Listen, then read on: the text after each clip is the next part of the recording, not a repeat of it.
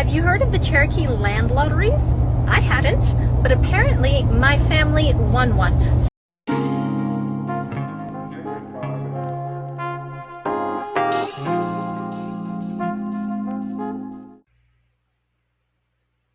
Halito and welcome back. Today we're diving into a crucial yet often overlooked chapter of American history, the Cherokee Land Lottery. This historical event reveals how pale colonizers reaped the benefits at the expense of Cherokee people. Understanding this story is key to grasping the ongoing exploitation and misrepresentation of American Indian communities.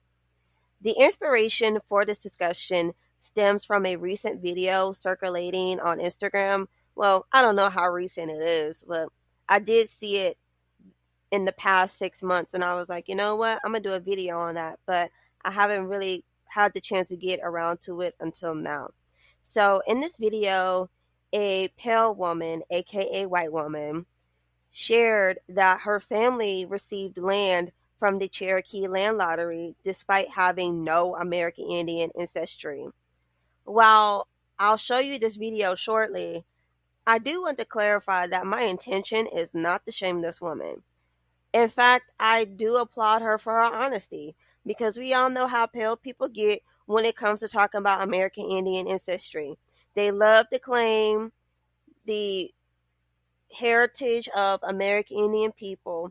They love to act like they are the leaders of American Indian communities and that they are the sole representation of American Indian communities. So the fact that she came out and even talked about this in her own family just shows that she's open to tell the truth. And in the video, to me, it doesn't sound like she's doing it from a bragging standpoint. She really just sounds like she's just trying to educate people about the subject. And I can respect that. If more pale people were transparent about their family histories rather than falsely claiming American Indian identity, we might see a real change. Who knows? So, anyway, let's dive in. So let's cut to the chase. Calling white folks settlers is seriously misleading. I don't care who get angry. The truth is the truth. They weren't just moving in like a new neighbor asking for a cup of sugar. They were colonizers, and that's the term that really fits. Settlers makes it sound like they were just finding a cozy new spot trying to get in where they fit in.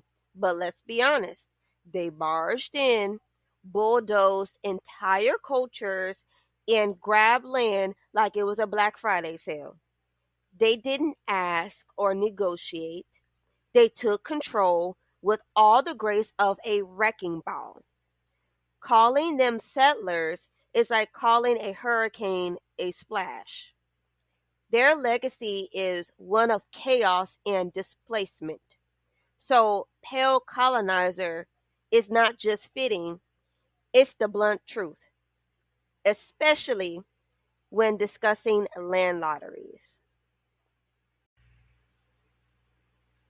In the early 19th century, the Cherokee Nation faced intense pressure from the United States government to relinquish their ancestral lands. The Cherokee Land Lottery of 1832 was a pivotal event in this period. Although designed to appear beneficial to the Cherokee, it was essentially a scheme to redistribute their lands to white colonizers. Shocking, right? The land lottery divided Cherokee territory into plots, which were then raffled off to white colonizers.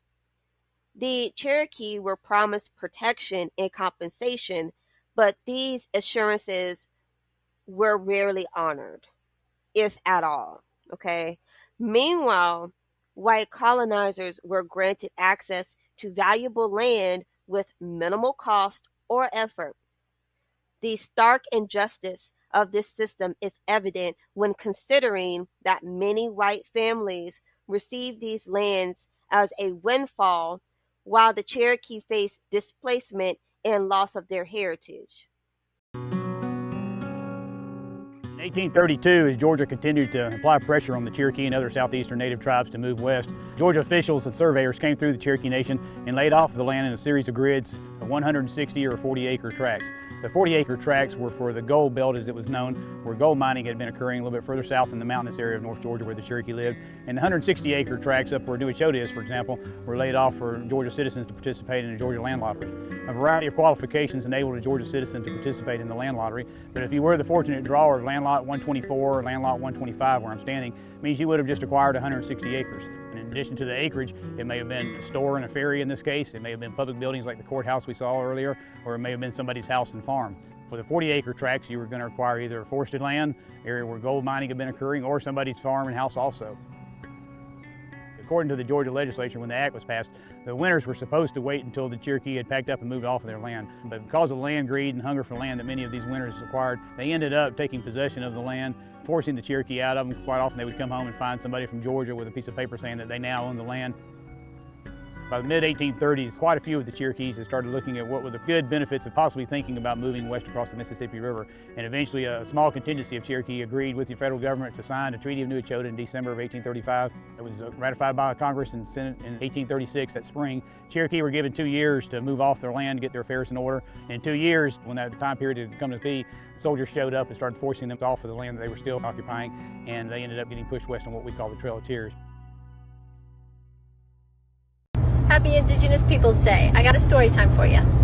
So my family was one of those families. You know, we've got this much Cherokee in our ancestry, and they had some things to kind of back it up. There were like paintings or artifacts, sort of things to be like, oh, actually, no, we do.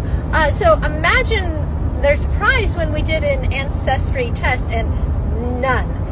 0, despite the glorious cheekbones, those not Indigenous. But then where did these receipts come from to say that we did have this ancestry? It was a bit more sinister than the fam was expecting. Have you heard of the Cherokee land lotteries?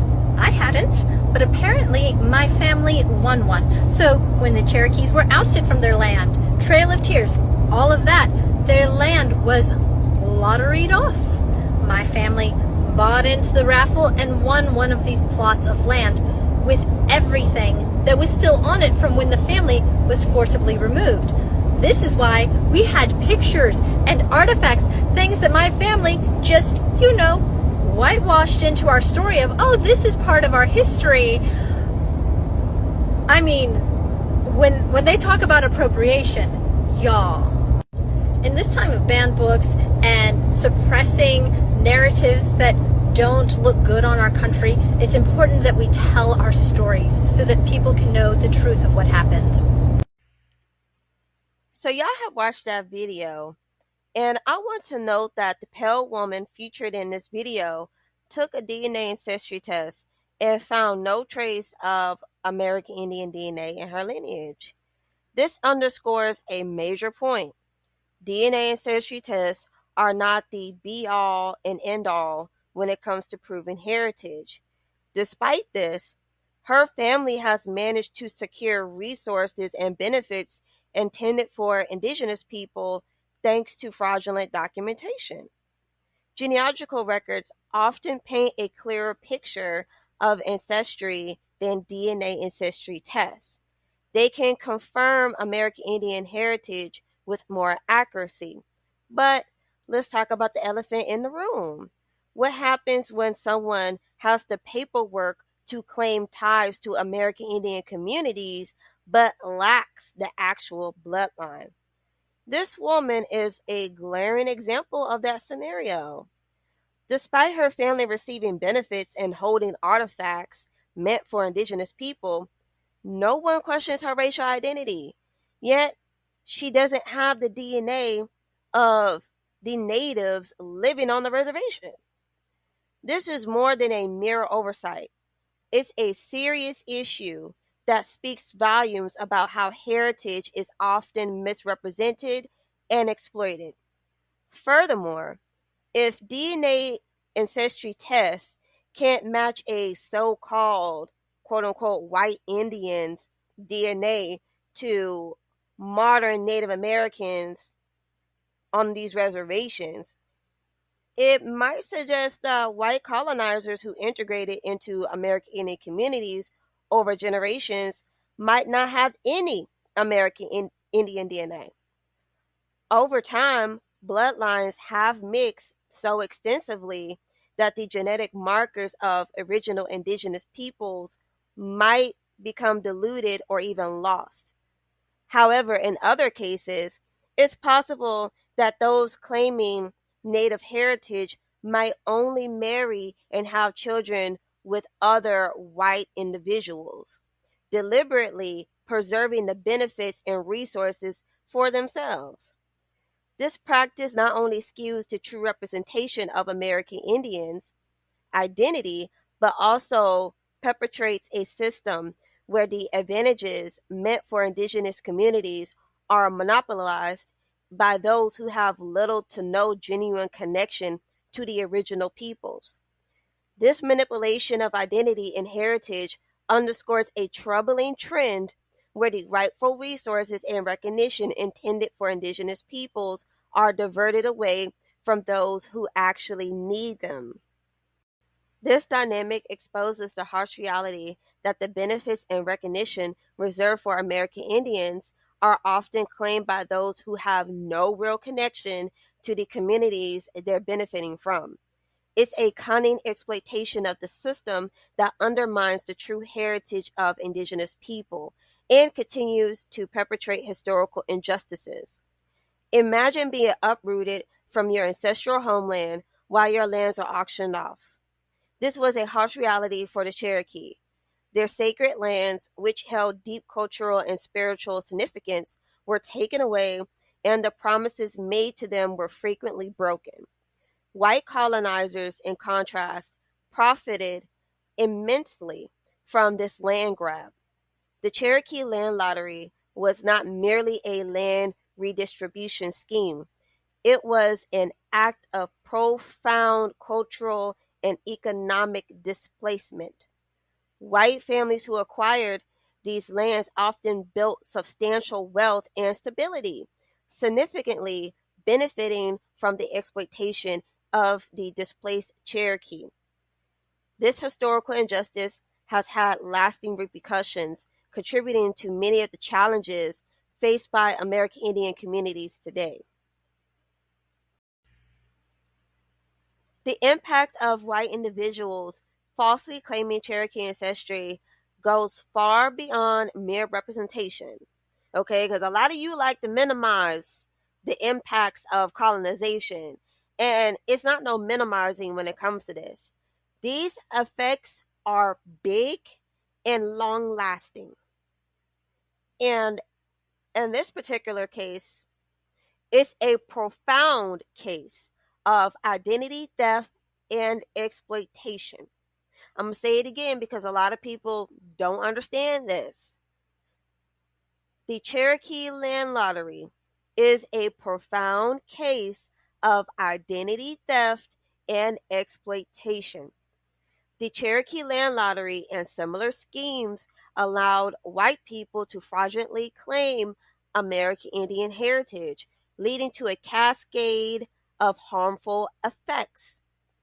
When white individuals with no genuine Cherokee lineage exploit these claims, it diverts vital resources away from real Cherokee communities and people.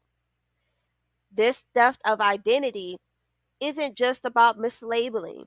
It's about white people accessing benefits and resources meant for those who truly belong to these communities, stripping away essential funding for education, healthcare, and cultural preservation. This practice also leads to significant cultural and economic consequences. The displacement of Cherokee people during the lottery uprooted their communities, destroying their economic base and cultural landmarks. Sacred lands were seized and cultural heritage was lost, creating lasting trauma and marginalization. And remember, trauma is also passed down genetically. Okay? So even the people of this time that experience this removal off their own ancestral lands, their children and their children are still feeling the effects from the trauma genetically. Okay? I sound like over animated, but it's so true. It's so for real, okay? These false claims of white individuals exacerbate this situation by diluting and distorting the true cultural identity of the Cherokee. Furthermore, this misrepresentation perpetrates harmful stereotypes. People often mistakenly believe that American Indians should conform to a particular appearance, or that having some distant Cherokee ancestry is sufficient for claiming American Indian identity. In reality, the complexity of indigenous identity cannot be reduced to superficial traits or fraudulent claims. A lot of people think in order to be indigenous, you have to look white. You have to look like a pale European person. And that's not true. The original people of the Americas did not look like no pale European people. All right? The confusion created by these false claims makes it harder for authentic American Indians to maintain and celebrate their traditions, while also reinforcing misleading stereotypes about who is indigenous and how they should look. The ongoing trend of white people claiming Cherokee ancestry underscores a broader issue of exploitation and identity theft that distorts public perception and undermines the genuine cultural and economic needs of American Indian communities. Addressing these issues is crucial to correcting misconceptions and ensuring that the benefits and recognition intended for indigenous people are rightfully preserved and protected. If you're interested in tracing your American Indian ancestry or learning more about researching American Indian genealogy, I highly recommend checking out my detailed ebook, A Beginner's Guide to Tracing American Indian Ancestry. This guide offers comprehensive insights and practical steps to help you navigate the complexities of genealogy and uncover your heritage. You can grab a copy by clicking the link in the description box down below. It's a valuable resource for anyone looking to connect with their roots and understand the broader historical context of American Indian experiences. Don't miss out on this opportunity to deepen your knowledge and support your research efforts. So, what can we do to truly support American Indian communities and put a stop to this exploitation? Well, here are my top 3 tips on how to combat exploitation in American Indian nations. So, first off, we're going to educate ourselves and others. Knowledge is power, and understanding the rich history and culture of American Indian nations is crucial. Stop spreading lies and start sharing accurate information about Aboriginal Americans. A lot of people think that we are supposed to look white, that we're supposed to have white futures, long, straight black hair, and that's just not true. The phenotypes for Aboriginal Americans, American Indians, indigenous people, whatever you want to call us, are different. We all don't look the same, okay? There's many of us that has dark skin, curly, kinky, coily hair, and yet many people don't know that. So we got to educate people about who indigenous people are and what we look like. Second, we're going to support indigenous-led initiatives. If you're not down with supporting those pale natives on the reservations, that's fine. That's cool with me. Instead, put your money and time into genuine indigenous-led projects. Contribute to or volunteer with organizations that are truly working to uplift and support American Indian communities, especially the melanated ones, okay? Buy from local indigenous jewelry makers or regalia designers who keep the traditions alive. Your support can make a real difference. Also, number 3, advocate for policy change. Don't just sit on the sidelines. Get involved in pushing for stronger laws and policies that protect American Indian rights and prevent exploitation. Your voice matters, and advocating for meaningful change can help ensure that resources and recognition go where they're truly needed. It's time to step up, challenge the status quo, and make a tangible impact. Let's be real. It's not just about avoiding exploitation. It's about actively supporting and amplifying indigenous voices and causes. So that's all I have to say for today. Thank you for joining me in today's topic of discussion. It's up to all of us to stand against exploitation and support the true people of this land. Let's honor the history of Aboriginal Americans and work towards a future of respect and justice. Don't forget to like, subscribe, and hit the notification bell for more insightful content. Until the next time, take care and stay informed.